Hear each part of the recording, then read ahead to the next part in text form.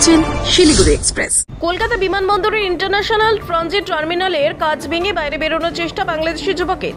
CISF আটক করে জিজ্ঞাসাবাদ করার পর এনএসসিবিআই এয়ারপোর্ট থানার পুলিশের হাতে তুলে দেয় তাকে। গ্রেপ্তার করা হয়েছে বাংলাদেশি যুবককে। শুক্রবার দুপুরে ইন্ডিগোর বিমানে সিঙ্গাপুর থেকে কলকাতায় আসে বছর 25-এর বাংলাদেশি যুবক মোহাম্মদ আশরাফুল।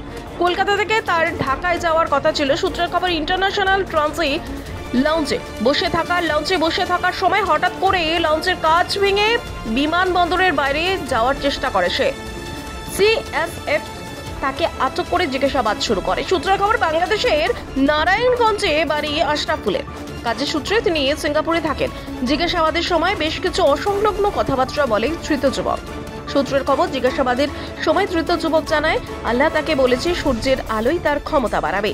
শুক্রবার সন্ধ্যায় ধৃত যুবককে এনএসসিবিআই বিমানবন্দর থানার পুলিশের হাতে তুলে দিয়েছে সিআইএসএফ। ধৃত যুবককে গ্রেপ্তার করেছে বিধাননগর পুলিশ।